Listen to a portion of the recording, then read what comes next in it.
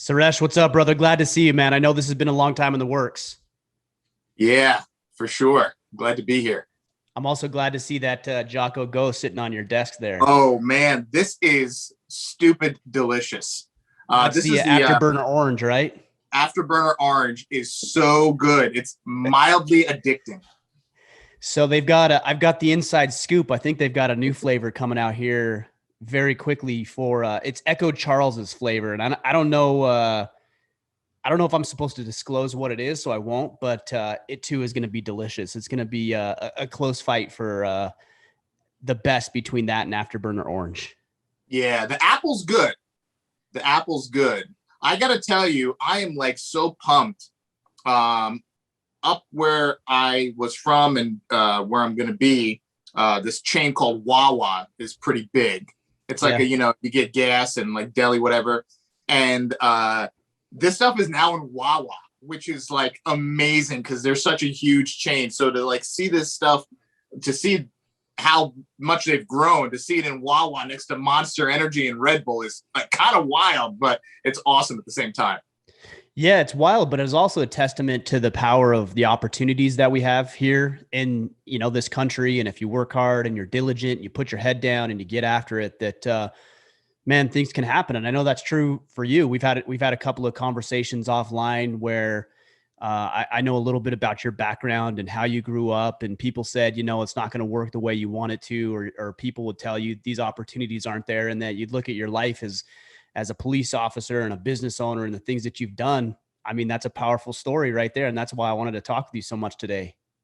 Yeah, it's incredible. It's the story that pretty much everyone in my life told me would not be possible. And I'm not to say that I did it to prove them wrong, but I did it to prove myself right. I wanted to prove to myself that listening to the noise around you, and which holds true today more so than ever, listening to the noise around you of people who are trying to create a narrative and write your story is such a flawed way to be. You write your own story, you create your own future, and it's not the media, it's not politicians, it's not anyone. And anyone who's dependent on those outside sources to create their future, well, you're destined for failure, or you're destined to whatever they're going to tell you that you can be and you can do in your life. Yeah, it's interesting you talk about writing your own story, because what other people experience, it's all perception, right? We perceive things the way they are, and usually they're not entirely accurate. They usually have some elements of truth, because otherwise we wouldn't believe the bullshit. Right. So it's some element of truth, but it's usually exaggerated or made out to be more than it typically is. But that's their story. And I've had people in my life, whether it's my parents, who have shared their story with me, and part of that has been powerful and productive for me. And other parts of their story, I'm like, I don't want anything to do with that, because that doesn't actually serve me. So I like that you're talking about creating your own story, writing your own story, in spite of all of the other baggage that's been unloaded onto you over, 20, 30, 40 years of your life, potentially. Yeah, it's so important that young men understand that, because not all young men growing up in this country, in this world, but let's focus on this country, have that father figure, that guide, to show them the way, someone to emulate.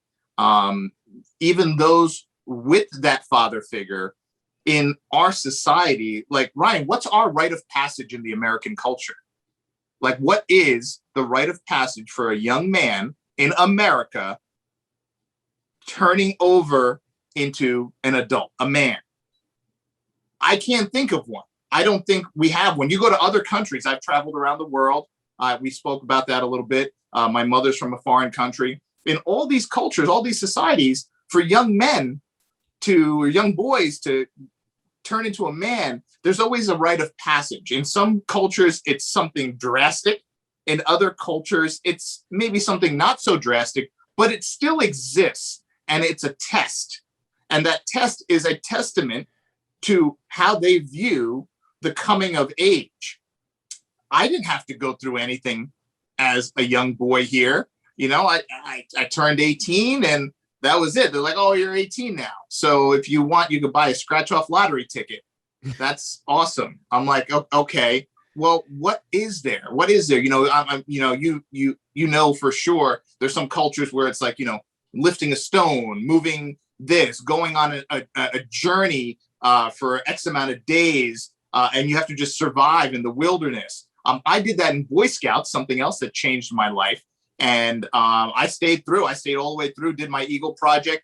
And that was something where I had the influence of other fathers, other men, and it taught you different life skills. It taught you. We had one of the merit badges was wilderness survival. We were kids. I don't even know how old we were. And they threw us in the woods for 3 days. And they were like, you have an apple, a peanut butter sandwich, some rope, matches, and like a tent. And I don't even know if that would be allowed in today's culture. It would be like completely canceled and viewed as like, abuse or something. But me and my buddies, we did it. We made it through. We immediately went to Burger King as soon as the adults picked us up. Of course. But sure. like we did it. And it was something incredible that I don't see young men in this country today having to do. And these are the things that help shape who I became. Had it not been for things like the Boy Scouts, things like one of my, my neighbors who I became friends with, their son and his father, a former Navy veteran, and just an all-around incredible man, a white man, took me under his wing and helped raise me, helped show me the way, helped teach me about sports, helped show me how to weld, how to fix a car, all these things, because he saw I didn't have that in my world. These are all the things that happened to me along the way. Serendipitous, maybe it was the Lord coming down and saying, this young man needs guidance, but it helped me get to where I am, where I realized today I wouldn't be where I am. I wouldn't have accomplished what I did if not for that. So that's one of the breakdowns I see in our society. We talked about that, I know, offline, and a lot of these issues, we're going to get into it. I know about policing and some of the things happening with African Americans in this country. It's no secret. The breakdown of the family structure in the African American community is horrific. And you have all these homes with these good young men, bright young men, talented, gifted from a school standpoint, gifted physically in sports, as we clearly see, yet they have no father figure in their home. They have no guidance in their home, and they're led astray. And when you're led astray, you ultimately are going to run into the police, right? And that's never going to go well, especially if you're committing crime. I ran into the police. I wasn't committing crime. I was just the dark kid in an all-white town. And my mother told me the way to be when I encountered the police. And I knew that if I wasn't that way, when the white cops approached me to harass me or, maybe mess with me, I knew that the fear was not going to be from the cops. I knew that if I didn't act accordingly and the cops, God forbid, told my mother would kill me. My mother would beat me. Right? That fear. Which is right. That's good and true. That's how it should be. Right? Right? It should be like that. But I don't think it's like that anymore. We're in the generation where people want to be friends with their kids and they don't want their kids to get upset with them or pissed off at them. And, I'm like, I can't, we're living in this like almost like Twilight Zone. A buddy of mine, the other day I saw him, he corrected his son. His son was like 5 or 6 years old. He corrected his son about something he told him not to do. And he corrected him. And his son started crying and got upset and went to his wife and was like, crying. I was like, what happened? And he said, Dad yelled at me and it hurt my feelings. And I watched my buddy go up and like kind of quasi apologize. I'm like, whoa. What are you doing apologizing? You told him not to do something. He did it. You yelled at him. He gets upset because you yelled at him. And now you're apologizing for hurting his feelings. Right. I said, what are you teaching him? What are you teaching him right now? I grew up without a dad and I know that was wrong, so I don't have children, but I knew that was wrong. That's not how you do. And you look at those little incidents and people say, how did we get to where we are in our society today? And it's those little micro incidents that are happening in these homes across our country, the homes without fathers and the homes with fathers who are misguided. And fast forward a generation, and here we are. Here we are. We have kids. Why do you think so many people, or I should say it this way, why do you think so few people are talking about the issues with fatherless homes in the Black community, but also just generally in society? We're talking about criminal reform and systematic racism and welfare and handouts and all these other things. And it seems to me that very few people like you and me are actually talking about the root, the stem, the real issue, which is noble, honorable, virtuous men stepping in as father figures. Father would be ideal. Father figure is a good second best. Sounds like you had some father figures in your life.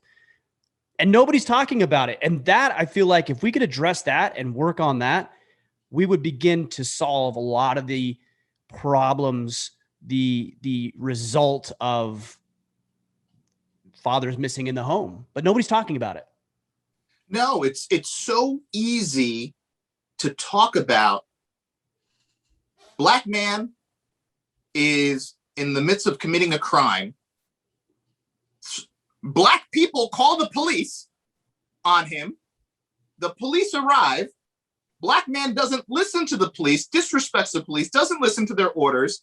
And there's an altercation. There's something happens. He's going into his car. They tell him not to go into the car. He takes the cop's weapon and, whatever it may be. We've seen it all happen. And the man ends up getting shot and or maybe killed. And everyone is looking at that situation. No one wants to back out. Let's back out from that and say, what led to that man of color, young man, being in that situation? What led to it? It's not the situation. You got to look. It's like, I know you do woodworking. I tinker in woodworking. I like crown molding and stuff like that. I'm a big woodworking nut. And sometimes when I go to buddies' houses to help, I like working on old farmhouses and stuff like that. And I go, sometimes I'll do a quick assessment, right? And as you know, sometimes you pull a wall down and the studs come with it. And you're like, oh man, I'm like, yeah, you got some termite damage here. And they're like, oh man, when did that happen? I'm like, it's been happening. Right. It's been happening. This didn't happen yesterday. The termites didn't come in yesterday, chew this wood overnight, and now everything's crumbling, man. This has been happening. You got to go back. You got to go back to the root of where it began. Like these young men who are being killed. Let's go back. Yes, we don't want them being killed. No one wants to be killed, right? I get nervous when I get pulled over by the police. But guess what? I try not to get pulled over by the police. So I operate my motor vehicle in a sane and legal manner. I have all my documents in order. I wear my seatbelt. I don't have my music turned up to, volume 100 so everyone around me can hear my music.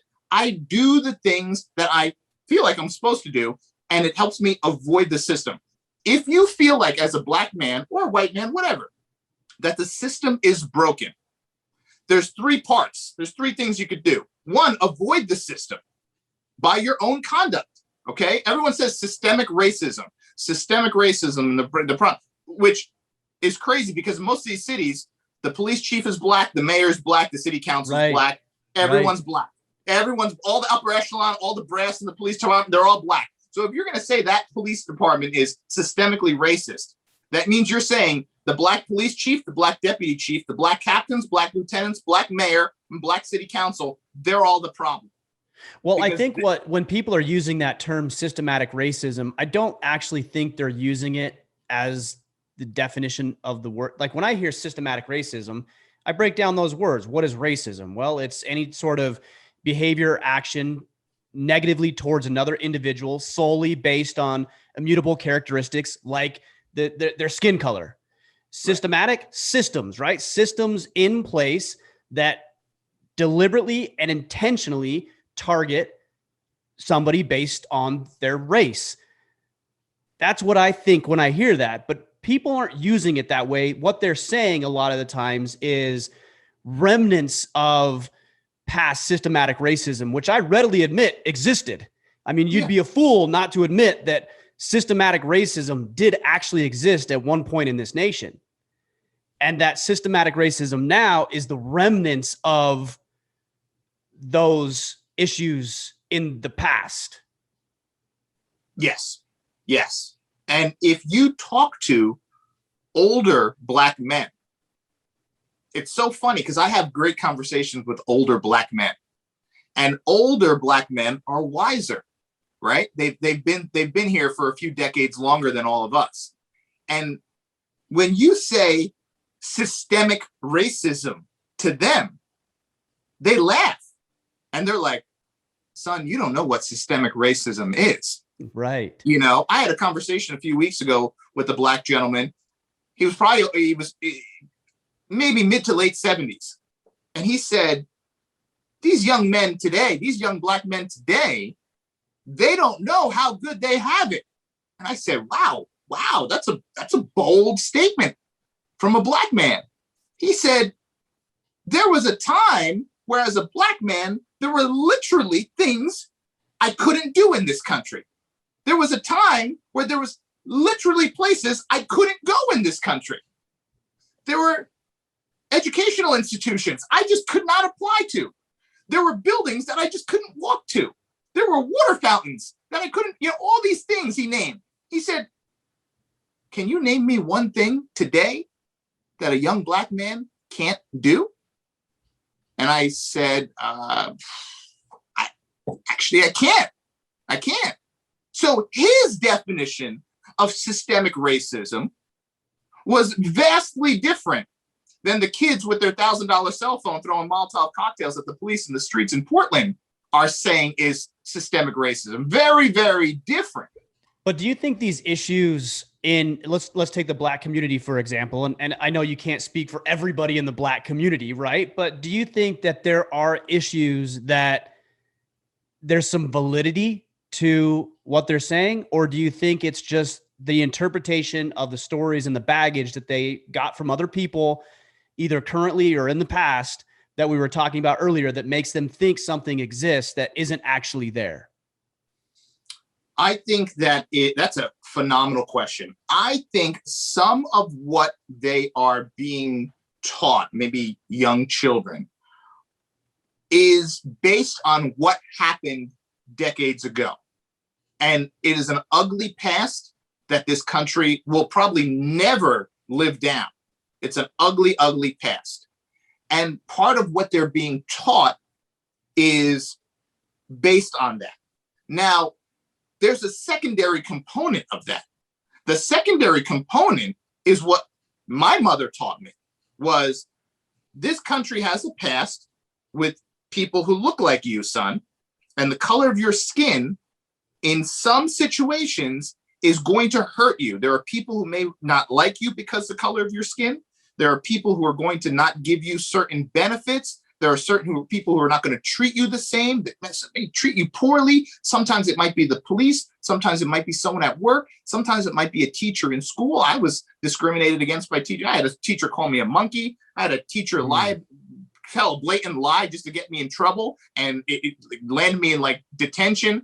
And I didn't know why it was happening, but then I went back and I remember, my mom telling me this. And it was funny that the people who like noticed it were like my white classmates. They were like, I can't believe that this white female teacher just told a blatant lie about you.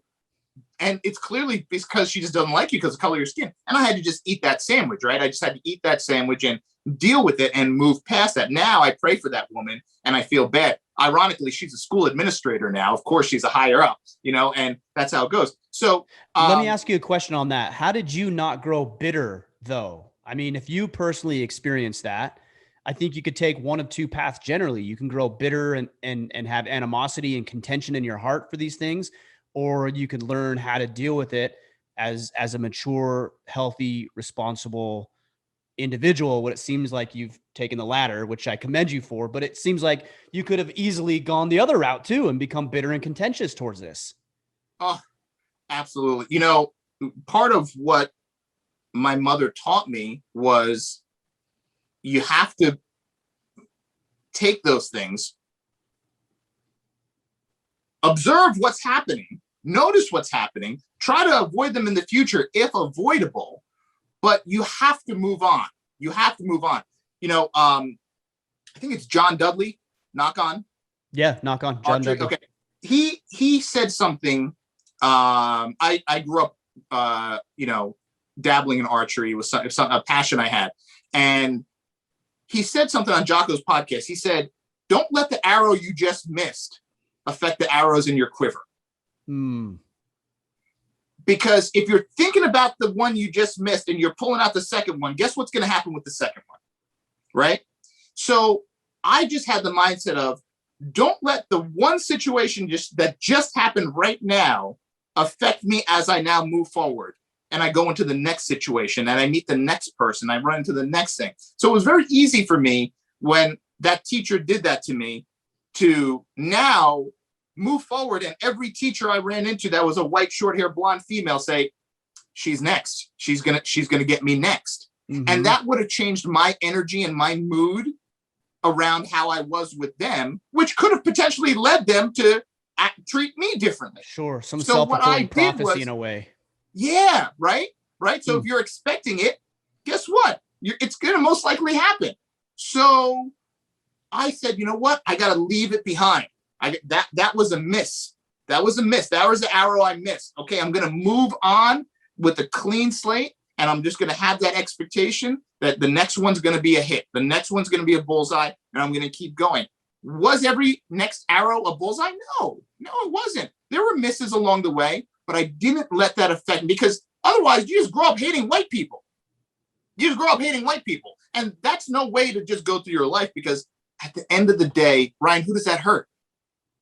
Me. Yeah, it only hurts yourself. It only hurts me. It's going to take possibilities away from me. It's going to take opportunities away from me. It's going to take relationships away from me. It could take relationships with people that could really be out there to help me. And it could, sour those relationships, those potential friendships and more. So I knew from an early on stage that I couldn't be that guy, especially with the way I looked. I didn't have that luxury. I couldn't do it. A lot of people talk about, white privilege. You know what? I don't know if there's this like secret, like iCloud kind of thing out there of things just being handed out to white people. But I got to tell you, I haven't found it. If that's the case, I haven't found it yet.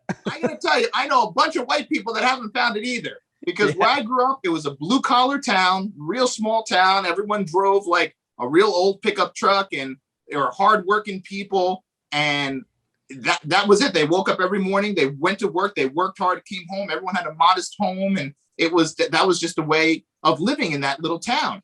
And I didn't see any kind of anything being handed out to anyone there.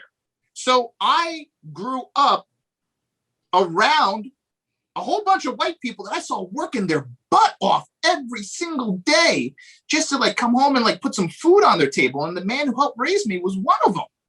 I never saw anything handed to him. He was a plumber, electrician, and when he wasn't working for his boss, he was working on the side, long hours, coming home covered in mud. And I was like, where's the privilege for this guy? Right. What happened to him? He served our country in the United States Navy, worked hard his whole life. Nothing's being handed to him. Nothing was being handed to his wife. She went and worked in an office as an assistant every single day, and they struggle. I think that term white privilege is disingenuous when people use that, when they throw it around. Oh, that's just your white privilege speaking. I don't really actually think they believe that there's some sort of privilege that I have access to that they wouldn't necessarily have access to. I think it's meant as an insult, as a critique on something that may not fully exist, as an excuse for maybe somebody's own poor behavior or own missed opportunities based on their own set of circumstances or their own actions and behaviors. And just because they miss those opportunities or don't acknowledge them or fail with them doesn't mean that some opportunity I have takes away from anything that individual may have. Yep. You're 100% correct. And you know where you really see that is I spent 13 years as a police officer. And during that time, I had many encounters with people that would kind of allude to that, right? And that white privilege, right? And this is a white privilege and this person of color doesn't have that privilege. Let me tell you, once again, with all the words in our society, right? And people are just making up, redefining things. We're redefining what it is. A boy, a girl, we're just redefining things. The word racist, people are just redefining racist now. Like, I've been a victim of actual racism. So you could imagine how much of a slap in the face it is for me when someone says, that flag right there is racist. And I'm like, what? What? Like, it's offensive, right? When you've actually experienced real racism and someone just points at some inanimate object and it's like, that's racist, out of the blue. And you're like, what do you, like, it's offensive to me, Yeah, So sure. like, It diminishes. Racism exists. Let's throw that out there. Today, it exists. I don't think anybody's saying it doesn't exist, but when everything, quote unquote, everything is racist, then nothing is racist. And you're actually undermining the argument. And you're doing a huge disservice and injustice to those like yourself who have actually experienced true and real racism. Yes. And I spoke to a woman. I spoke to a woman a few years ago when there was this whole thing going on with sexual harassment. And this woman, she'd been raped. While she was at school. And she was a white woman. And I was having a conversation with her about what was happening with, all these allegations, whatever, And she said, you know what? I was raped. I was violently raped. And that was a sexual assault. And to me, to see women now coming forward out of the woodwork 30 years later saying, 30 years ago, this guy brushed past me or touched my shoulder. Or made a comment about how attractive you were. Right. And I was sexually assaulted or sexually harassed. This woman, like I said, a white woman, she was a liberal white woman. Let me tell you this. She was a liberal white woman. And she said, she's from California. She said, that's offensive. It's offensive to hear. So what some of these women are throwing out there as sexual harassment and, sexual misconduct. And she said, that's offensive. I was a real victim. And all these other little things now, all these people coming forward, it drowns out the real victims. Yes. It drowns out the real victims of sexual harassment. And when she made that point, I was like, wow, you're right. Because now the woman who actually gets raped and sexually assaulted, she's like kind of marginalized with the women who are like, he looked at me funny. Yeah. And then nobody listens to her. Yes. Right. It's the boy who cried wolf, Right. So if everything is sexual misconduct or everything is racism, then anytime anybody brings anything up, it's like, oh, here we go again. Right. I got to hear about the white privilege. I got to hear about the racism. I got to hear about the sexual assault. And I'm not saying that to diminish any of that. I'm saying that it's hard psychologically to take all of that and assume that it's all that serious and that grave when we know for a fact it just really isn't, like a flag or a commercial or a car being somehow racist just because somebody decided one day it was. Yeah. It really, and you know what? The same, like you said, and the same goes for racism. As someone who's experienced it, I know that I've talked to other people who've been the victim of real significant racism. Like something significantly negative happened to them solely based on their race.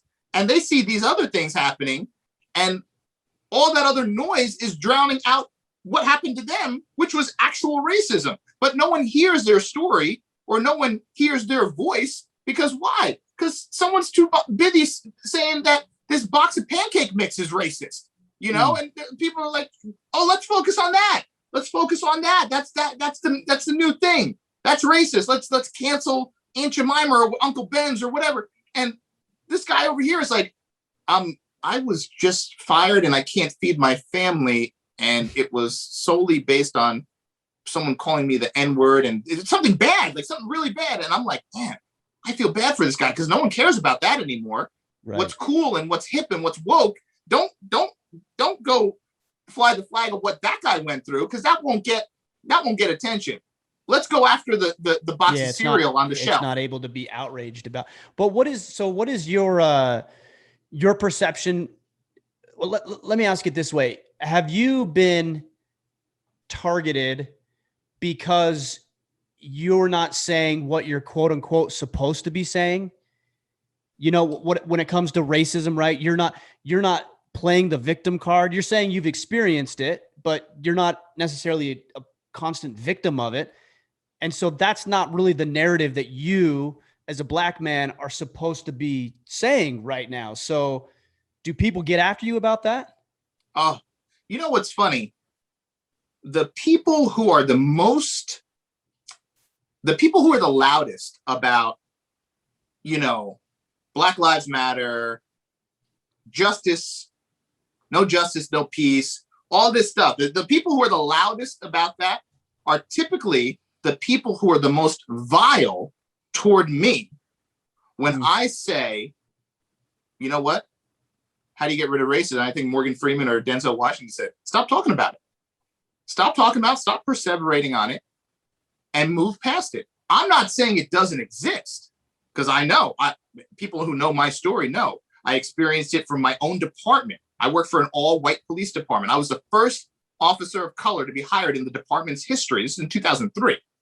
And wow. I broke the mold. People call me Jackie Robinson because no one ever thought that this all-white town that even wore white caps that they say had a tie to an organization that, of course, sure. I was the first. I was the first in that town, and I broke that mold, and I experienced racism from inside that police department. I experienced racism from the town I worked in. It was predominantly white. I pulled over an older white couple on the side of the interstate, and after my conversation with them, I was letting them go. It was a Sunday morning. I think they were going to church, come back from church. The woman turned to me and said, "Officer, I must say, you're awfully well-spoken for a Negro." And I was like, gosh, what? This is like 2005, Ryan. This wasn't like right. 85 or 75. 40 years ago.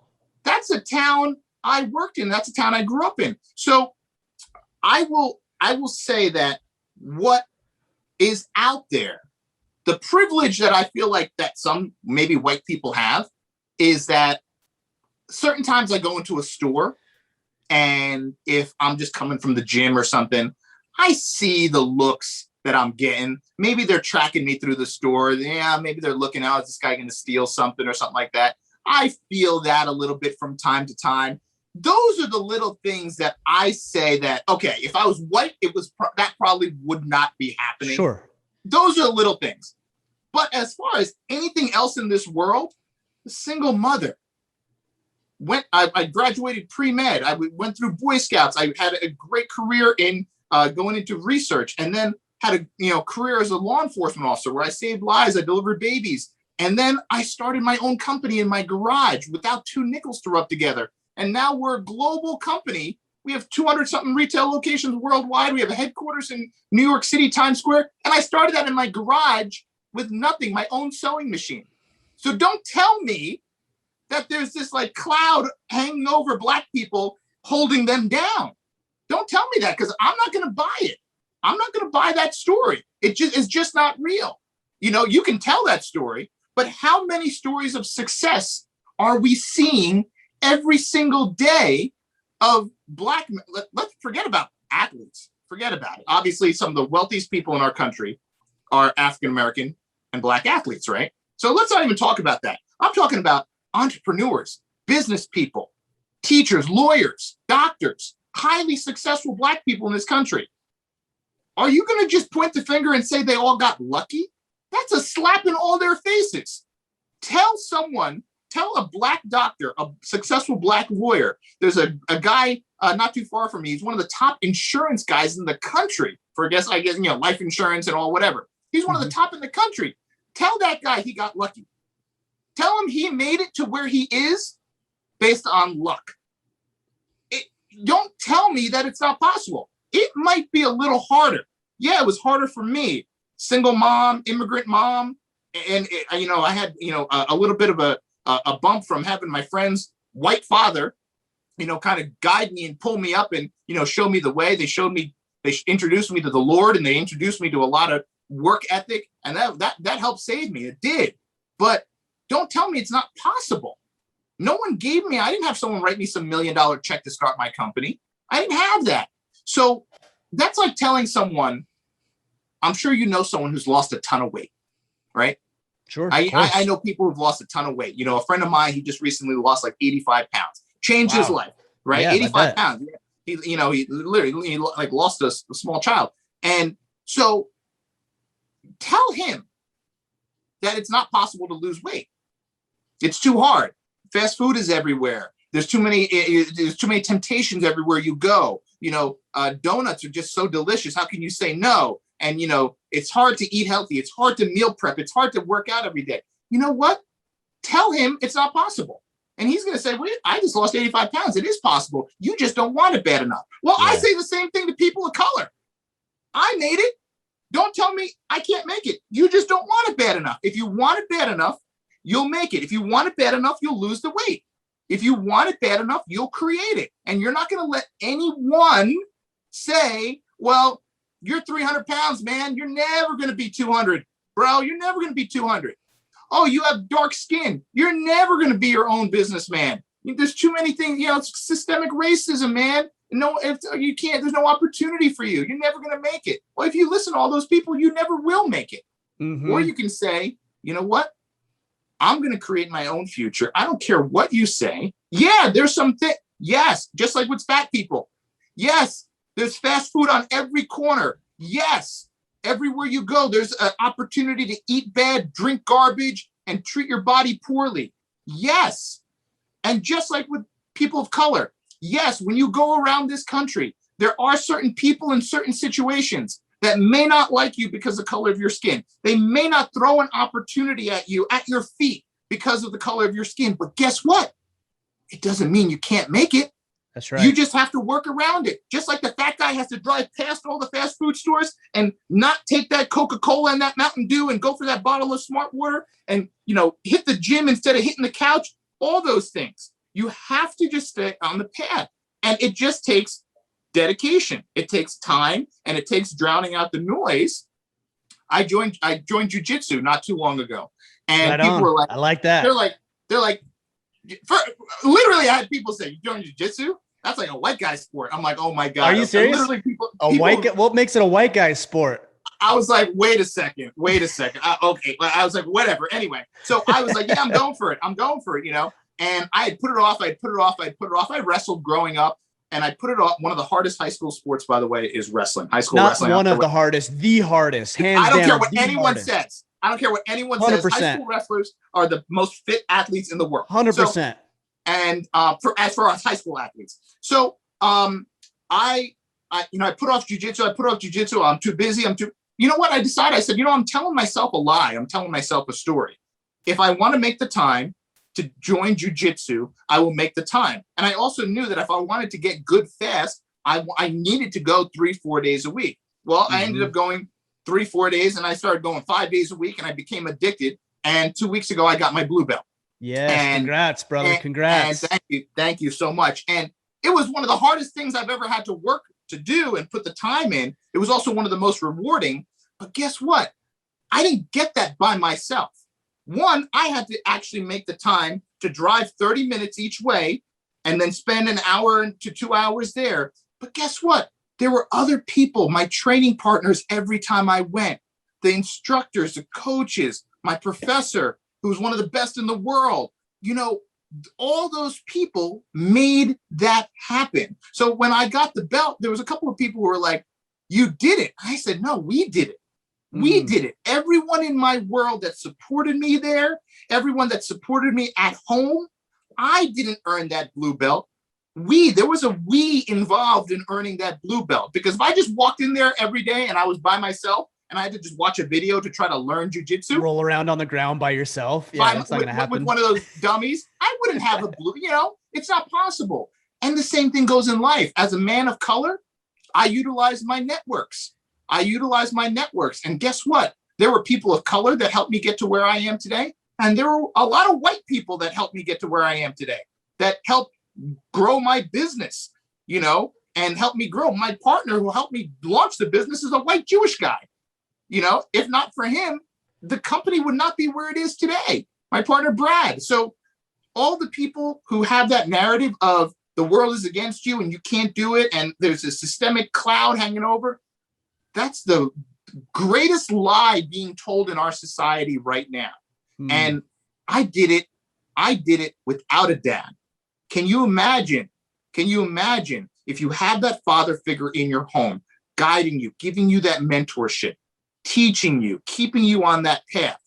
Imagine how powerful young men, white, black, purple, I don't care. I don't care. Right now in China, they got little boys going through like quasi buds training, like on the beach in cold water, lifting heavy stuff. Little boys. Why? Because they were worried about their young boys getting too weak. Yep. Becoming feminized. And now, right. And now China has their boys like doing like, sugar cookies on the beach and like in the surf. And you're like, what the heck? Because they realize the importance of a society of young, strong boys turn into young, strong, young boys, turn into strong men. And that's what they want. Meanwhile, here we have like men on the cover of Vanity Fair wearing dresses. And I'm like, what is going on here? Yeah. And that should be a concern for young black men and young white men. This goes back to what you were saying earlier too about the termites, right? That it didn't just happen. So I'll post about things, whether it's, men wearing dresses and trans issues and all this kind of stuff. And people will say, what does it matter? Why do you care? It's not a big deal what other people do. I'm like, look, this is how it happens. It's these little micro movements in redefining words and attempting to change culture and tweak the norms and make things acceptable that maybe oughtn't be acceptable. And if we don't start talking about it, and we don't draw the line in the sand and say, no, you're not actually going to do this because the lines are already drawn. And here's what I'm going to talk about. Yeah, people are going to get after you and they're going to get after me because we're talking about things they deem unimportant. But I'm telling you, every little movement moves the narrative, the Overton window, just a little more. And then 10 years, 20 years, 40 years from now, I'm 40 years old. I look back on my childhood in the 80s, and over that 35, 40-year time frame, the culture looks a lot different than it did not that long ago because we let these things creep in and they take hold, and the Overton window moves and moves and moves. Yeah. And if you don't address it and you don't speak up and you don't hold court to say, hey, everyone, let's take a look at this and let's notice. Most people, the bottom 99%, see it happening, but kind of like started, like they don't want to see it. They're like cognitive blindness sets in. Mm-hmm. Or they'll say, that really doesn't affect me, right? Yes. So let me just let that go. It doesn't really affect me personally, so I'm just going to let it go. And then you have that, it's funny, there's a jujitsu. I was rolling with a black belt the other day. And I was in top side control. For those of you, you're on top perpendicular to the person. And within about 2 minutes, it was very slow. But within 2 minutes, I didn't realize he had managed to move his arm into a position that at the 2 minute and 1 second mark, he was able to completely turn over and get on top of me. Okay. And it's obviously, it's called sweep. So I was like, wow, I was like, God, that came out of the blue. And afterwards I was like, wow, that happened. Like, you did that so fast. It happened out of the blue. Like, I didn't even, he's like, do you know, for 2 minutes, I was moving my hand from here to on top of my belly to brace, to create, like, against your hip. And I was waiting and waiting and waiting for you to move. And every time you move, like, I just moved my hand like half an inch. And you didn't even notice it. I think you noticed it, but you didn't really do anything about it. Mm-hmm. And then it took a full 2 minutes. Within jiu-jitsu, seems like an hour, seems like an eternity. And he said, and then it happened. He said, so that didn't just happen. So it was a progression, and I did nothing about it. Mm-hmm. And right, you didn't react to that at all. I didn't react. I kind of felt it happening, but it didn't seem like anything that was threatening to me. So I let it go. I'm like, oh, he's just moving his arm a little bit. He's just wiggling. He must just be wiggling. He's trying to just wiggle. And man, boom, it hit me. It hit me. And that's what's going to happen in this society. We're all letting these little things go by. And one day we're going to wake up and it's going to be like, boom. And people are going to be like, wow, what happened? How did that happen overnight? Nothing happens overnight. Success doesn't happen overnight. You don't gain 100 pounds overnight, right? Everything happens over time. And if you don't take the time to stop and notice and recognize and say, this might be a problem. This is the incremental problem.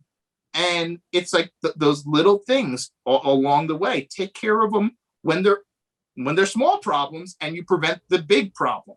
Right. We're not doing that as a society. I want to go back to you in law enforcement. I know you said you served 13 years in law enforcement.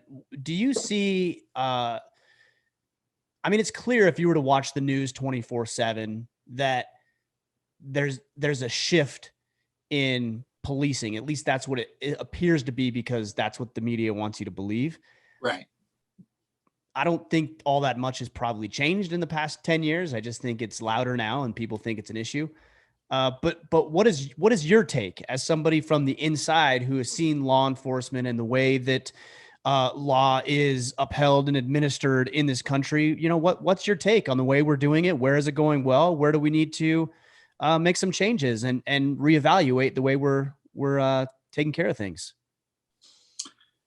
Great question. I think we have to start with, how are the situations that are getting the most attention, how are they happening? How are we getting to those situations, right? Like, so cops aren't going around locking up like 5-year-olds, right? Right. It's just not, that's just not happening. It's just not true. Right. And for the most part, cops aren't going around, harassing 7-year-olds or 10-year-olds, right? There's something that's happening early on that's leading to these situations. Now, in some situations, I will say the cops are 1000% wrong. In the George Floyd situation, I don't know a single human being that has supported what that Derek Chauvin did. I don't know a single person, right? Wrong is wrong. And you have to accept that cops are not robots. They're not machines. They're imperfect human beings. We're all imperfect human beings, right? And they are going to screw up. And they also have emotion, which is going to let them do things that maybe they shouldn't do, which as human beings, we all do, right?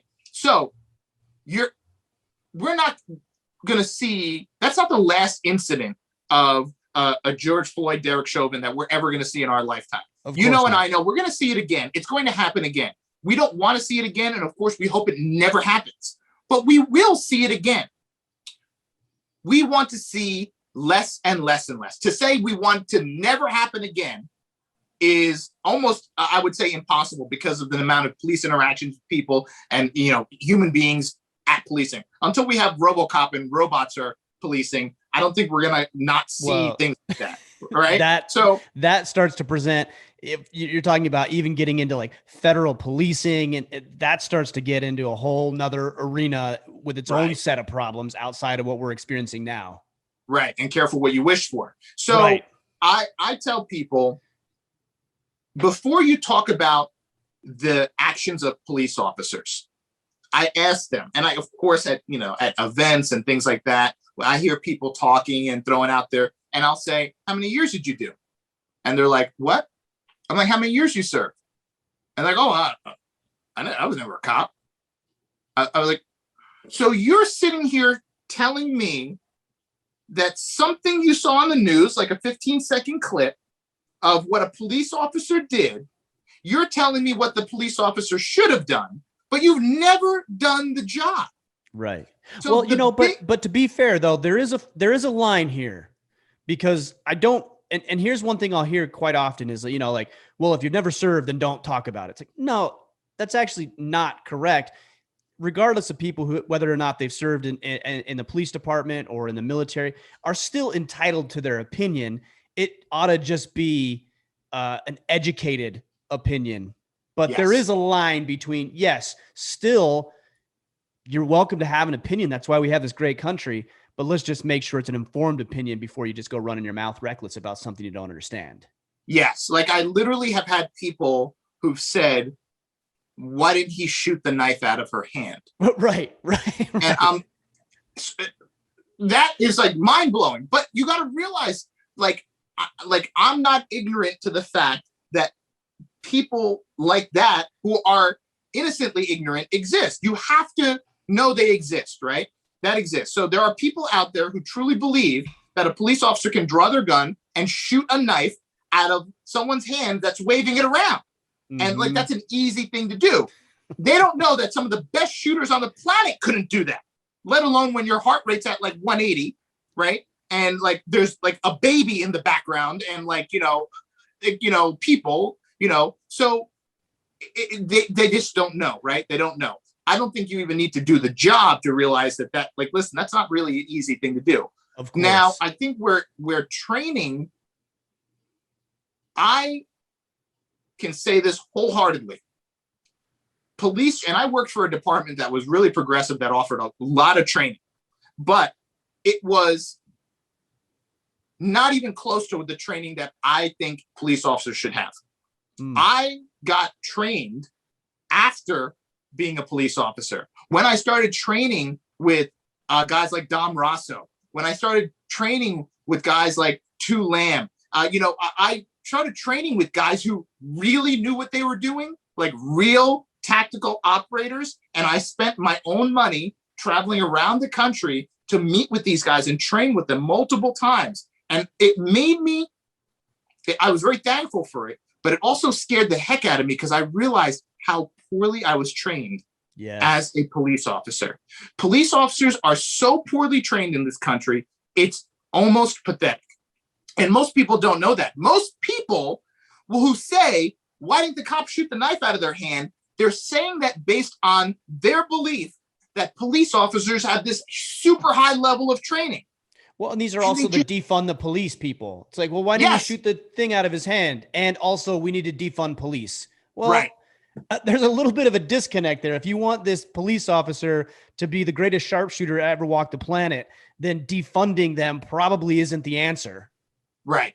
And sending social workers, like people don't know. I share this with people and they're like, what? I'm like, anytime a social worker had to make a house call on a mentally ill subject, they called the police for an escort because they were worried. They were worried that they would go into this home and maybe something would happen. There'd be a mental health episode and they were worried for their safety. So every time a social worker went to the house of someone mentally disturbed, they called the police for an escort and we had to go knock on the door first. And then we had to stand in the living room and just kind of like stand there in the corner while they had the discussion on the couch. We were just kind of on standby. So the people who've never done the job, they don't know that. So they're saying, send social workers to these calls with these crazy people who are like, waving a knife around. Just send social workers to calm them down and talk. They don't realize. I talked to over a dozen social workers. They were like, you couldn't pay me enough to go to a call like that by myself without the police. Of course. That's not what they're trained to do. That's not what they're trained to do. And guess what? I talked to a PhD in social work and she said, I have my PhD in social work and clinical psychology. Never once in any of my courses in my entire career were we trained on how to deal with someone who is angry and crazy with a weapon. Ever. Right. Ever. And I said, but the people who are in screaming defund the police and send social workers, they're just saying that they don't know. So we need more training, but because police training is horrific, but we also need a better understanding from the public of what police work actually is and what it entails and the things that happen in real time for the cops. It happens in a millisecond. Like I go to work now and I have to make decisions based on an email that comes in because our factory is maybe short and, material or whatever. And I have some time to analyze that decision and then I can make a decision. And even if I make the wrong decision, what's the worst? You have an inventory shortage. You got to put out of stock on the website. You have some people that are a little upset that they don't get their order on time. But it's a pair of gloves or tactical shoes or something like that. Whatever, no big deal. A police officer has to make that decision in like a millisecond. And guess what? The worst that could potentially happen is they get killed. Yeah, somebody dies. So most people, they go to work every day and they feel like they got to make tough decisions, but those decisions don't affect their livelihood and their life, right? So it's very different. So we need a better understanding from the public on that front.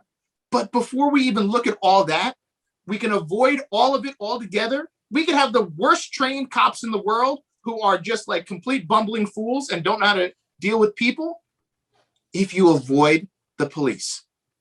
If you don't commit crime and you don't break the law, you don't even see the police. You don't see the police. You don't interact with them, right? So I can't tell you the last time I got pulled over. Why? Because I don't speed and, I do the right thing, right? I don't run into the police because I don't commit crime. I don't hang out in crime-ridden areas because I just know that, like, even if I'm not committing a crime, if I'm in a high crime area, I may get stopped by the police. So I just know. So step one, avoid the system. Step two, if you happen to get tied up in the system, you make a wrong turn, you're hanging out with the wrong guy, or they pull you over for no reason. Happened to me. Work the system. Know the system. Hands on the wheel. Windows down. Yes, sir. No, sir. Whatever you need. No problem. Right? Know the system. Know how it works. If you know the system is broken or flawed, know how to work the system. Know how it works and work it. We all know. Don't sit there and say, oh, cops are out there killing black people in the street. Okay, if that's what you truly believe, although that's not the reality, right? Because ratio-wise, the police kill more white people annually than black people by far, compared to 15% of the black people, committing 51% of the crime. Ratio-wise, more white people are getting killed. That's just the numbers. That's not my opinion. But if you're a black man and you get stopped by the police right now in 2021, and you know what's going on in this world, what are you going to do? Well, you should probably be respectful. Yes, sir. No, sir. Here are my hands. I'm not going to make any furtive movements, whatever. And if for some reason you say, hey, you're under arrest, you got a warrant or something, you put your hands behind your back. You don't try to fight with them. You don't try to take their gun. You don't try to take their taser. You don't try to run. You don't try to run back into your car and reach under the seat for something. You don't do any of those things, because if you do any of those things, you know what might happen, because you know what comes next. Exactly. You know what comes next. So you're doing that knowing what might happen. So know the system, right? And then if you get involved in the system, avoid the system. But if you get involved, work the system. Step 3, Ryan, and I tell people, I did it. If the system is broken, avoid it. If you're in it, work it, and then join it to try to change it. I joined the police force because I knew what I experienced as a young man in an all-white neighborhood. And I said, you know what? I knew how I was treated by the police. Well, I could either complain about it, or ultimately, I can try to do something about it. And ultimately, I left a career going into medicine, and I went into law enforcement. I wanted to go into the Navy. My mom ixnayed that like lightning fast. Lightning fast. Which it sounds like, based on what she said with the vest and everything, which ended up turning into your company, she's had some pretty good insight, even though you didn't initially like it the way it maybe came across, or the way she shared it initially. Yeah. I mean, it was, oh man, she was tougher than having a mom and dad sometimes, but she's, she had to be. Yeah, she had to be. She had no choice, right? Right. And she's one of the strongest women I know. But so I said, you know what? I'm going to try to join the system and change it from within. And you know what? I got to tell you, back in the day, as you probably know, when we got out of high school, guys who didn't really have a direction and maybe college wasn't for them, they went into the military. That's what I did. They joined the military. That was the thing. And like, people were like, hey, listen, you're throwing your life away. You just graduated high school. You don't know what you're doing. You're going into the military. People were just like thrown into the military. And they went to boot camp. They went to basic training. And that's where young men who were going off the path were pushed toward, right? Right. And it was a beautiful thing. It was a beautiful thing, because they'd go to, basic training to get squared away. They get some guidance and some structure in their world. I see no movement whatsoever to say, young black men, if you feel like there's a systemic problem in our country with policing, and you have intelligence and you have the physical capacity, you're strong mind and you have a strong body, right? Join the police force. Make a difference. Be the difference from within. The system is broken. Get in it. Get in it and change it from within. Now, we're seeing a lot of agencies that have a lot of people of color in their higher echelons. Mm-hmm. But we're seeing a problem where the change is still not just not happening to where we need to be. So that conversation needs to happen as well. What change? You said the change is not happening. What change are you referring to? Well, I think that what we have to have is a better understanding of white police officers, of the mindset of the young black man. And the young black man needs to have a better understanding of the mindset, right? Every every situation we enter as human beings has three components: threats, obligations, and opportunities, right? So a young black man who's pulled over by the police has to realize, okay, in this situation, there's certain threats based on what I do. There's certain obligations I have to make sure he feels okay and feels safe and doesn't feel threatened. And there's opportunities. The opportunity here is for me to act like a human being, not act like an animal, not do some crazy stuff, and have that police officer walk away saying, you know what, I was walking up to this car thinking that I was about to run into something with this young black guy. And man, what a gentleman. How respectful. Had his stuff together, had his act together, was squared away. Wow. So you maybe just changed that guy's mindset, right? Now, as the police officer, you have threats, obligations, and opportunities. What are the threats? Well, the threats are, could this person be armed? Could this person have a weapon? You know, could they potentially try to take my weapon? Obligation. What's the obligation? Well, I'm going to treat this person with respect. I'm going to be cautious, but I'm also going to give this person the opportunity to present themselves and present their story and not make an immediate assessment of what they're doing or, you know, where they're going simply based on the color of their skin. Because this person may be the sole breadwinner for his 5 brothers and sisters at home. And that's why he's out here at 1 o'clock in the morning. Not that he's driving drunk or has drugs, you know. So that's my obligations. And the opportunity. What's my opportunity? My opportunity here is to present to him that I'm not going to treat him based on the color of the skin, the time of day, where we are, any differently than anyone else. And I'm going to focus on that because I don't know his story. Be in a mood of wonder. What's his story? Where is he coming from? Is he trying to feed his family? Is his mom a single mom and he's trying to help pay the rent by going out there and working? Maybe that's why he's not in school. I don't know. Let me be in a mood of wonder about this. And vice versa. Let me be in a mood of wonder as I'm in the car with the police officer. Better understanding of being in a mood of wonder of their stories, threats, obligations, opportunities. Wonder about them, learn them, know them. And now you can walk away. I saw a black man post a video the other day on TikTok where he had a conversation. He pulled over by the police and he was doing something wrong. And he ultimately was given a warning because he was speeding very fast and doing something stupid in his car. And he put it on TikTok. He's like, that white police officer was just so nice to me. I was nice to him. He was so respectful to me. And he could have given me 3 tickets. He gave me a warning. See, people, this is a young black man. He's like, see, people, not all these white cops are out there to kill you and, you know, hurt you. This is a warning. I got a warning. He took care of me. He knew my story. He took the time to hear my story. He knew where I was going, why I was speeding, and boom, there you go. So each of them took care of the threats, obligations, and opportunities, and they both left with a better understanding of each other's background. And we need more of that and less assumption. Less assumption, more a mood of a wonder of what's this person's story? How can I make this a better interaction with this man to change his outlook on the police? That's a powerful framework. I mean, that doesn't just apply here to what we're talking about, but it applies to every facet of life, whether you're growing a business, getting in shape, getting into a relationship, threats, obligations, and opportunities. That's powerful stuff, man. Yeah, man. Every opportunity, you know, you're a family man, right? And you speak about it, your position with your wife and your children. Every time you interact with them, every situation you have with them, threats, obligations, opportunities. You know, when you're married, you know, the measure of the man you are with your bride is the smile on her face and how safe she feels, right? That's the measure. How safe she feels with you and around your children, and how big is the smile on her face. You know, those are the things that people shift their focus away from. And, you know, we're so distracted by cars and money and homes and all those things. But the reality is, in this world we're living in, it's that relationship and taking care of what are the concerns of that person.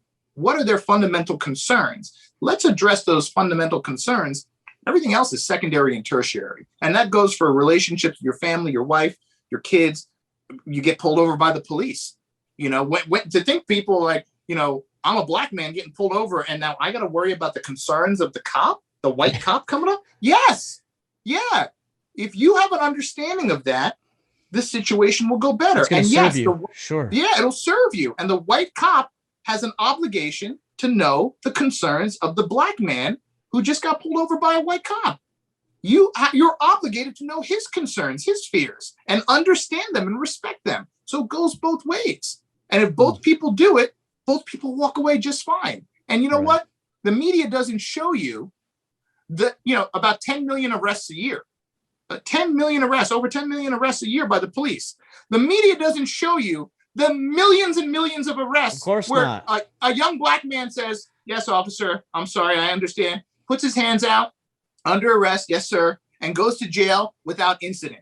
They show you the 0.01% of when a black man decides to fight with the police, and they try to make that what's happening every single day. Right. But if they ever showed you the numbers of arrests and the number of peaceful arrests that go without incident compared to the number of incidents where, they're trying to make you believe that every black man that gets pulled over by the police is getting shot and killed. And every black man that's about to be arrested is running from the cops. It's simply not true. It's a disservice to black people. It's just not true. I love it, man. This is powerful stuff. And these are the kind of conversations we need to continue to have. They're not always easy. They're not always comfortable. We talk about things that are very polarizing. I'm sure people are going to have their fair share of conflicting ideas with our conversation today. But man, this is why we do it though, because we need to have these conversations. We need to come to some common understanding. We need to attempt to understand each other. Like I said, the threats, obligations, and opportunities framework. It's very, very powerful. Hey man, as we wind things down today, let us know how people can connect with you. I know you've got your organization, your company, and man, very thoughtful. The things that you're sharing, the insight, the information you're putting out there is much needed in the world today. At 221B Tactical across the board, Facebook, Instagram, trying to build up the YouTube channel as well, because YouTube is a way to get a powerful message out there. My personal account is at Suresh Actual. But part of what we're doing is not just trying to sell gear, tactical gear, where all of our gear is designed to be like no other tactical gear. So trying to make the same stuff as everyone else and putting a different label on it is a flawed way of going about things, right? You have to be unique. You have to be different. So that's what we do. And then, we have our main product, for body armor ventilation for the cops that are sweating to high heaven with their body armor on. But part of also what we're trying to do is a little bit more training for cops. And there's too many people out there trying to do like gun training and shooting training and all that kind of, ninja stuff on the range. And listen, those guys can have at it. But guess what? 99.9% of the times, cops are not pulling their gun out. Right. Their best weapon is going to be their mouth and their words and their language. So everyone out there trying to do, fast draws with the shot timer and all this stuff for like cops and, all that stuff. You know what? I tell cops, what you should focus on? Focus on language, communication skills, and jujitsu. Focus on those two things, because jiu-jitsu's completely changed my life. And it took a few decades in my life to go through this, like this complete metamorphosis that I've been going through. And it's been life-changing, and that's a whole nother conversation. But it has changed my life, not just from the standpoint of learning jiu-jitsu, but being a man, being a business owner, being a family person. It's completely changed my world. But that's a whole nother discussion.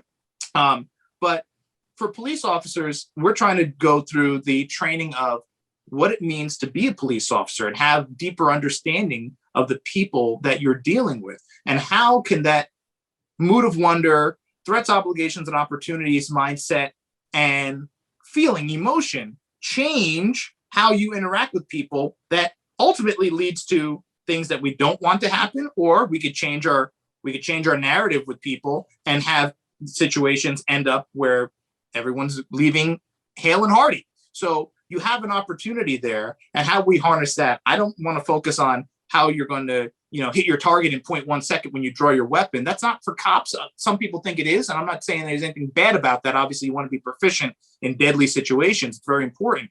But what can you happen before that? I forget who said something. Someone had said before the bang. What happens before the bang? So let's, or left of the bang, right?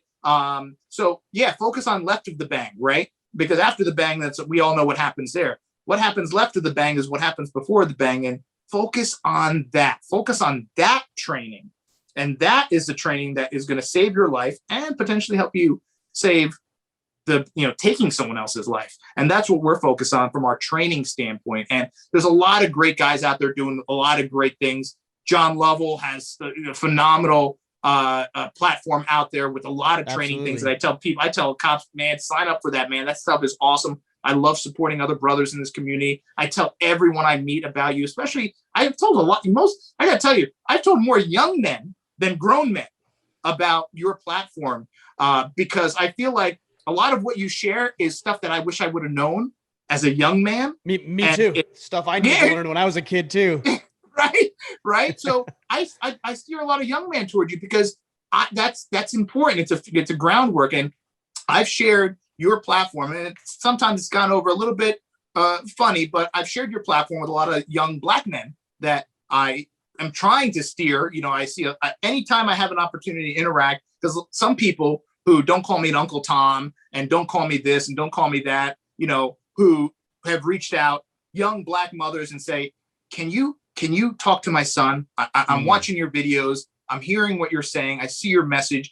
I agree with you. I don't want them to go down that path. I don't want them to end up getting killed by police. What can you do? Can you talk? And I've shared with so many teenage boys your podcast, and I'm like, listen to this and get back to me, and then let me know what you listened. What did you hear in that? And it's funny, everyone hears it differently, but let me know what you hear and let me know how that's going to change your actions and your narratives moving forward. Because you don't have a dad. Your mom reached out to me to kind of get some help because you're going down a little bit of a path. And now I'm giving you this guidance now. And I don't have your platform. But if I could push people to your platform, Ryan, well, then that's the change.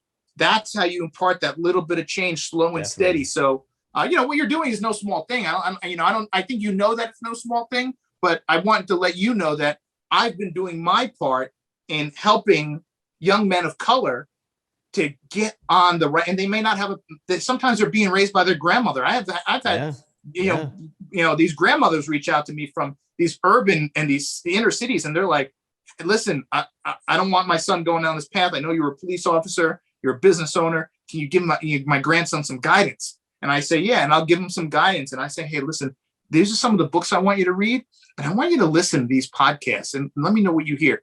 Man, it's amazing that they come back and they're like a whole different kid, awesome. And it's a beautiful thing. So, that's part of what I'm doing. Selling gear is cool, but that, changing lives from that aspect, nothing's cooler than that. Well, we're going to sync it all up so the guys know. I appreciate you, man. I appreciate our friendship and your words of wisdom today. We'll stay in touch. We'll do it again. Like I said, much needed conversation. So thanks for joining us, brother. Thanks, man. Thank you so much for having me. It's an honor.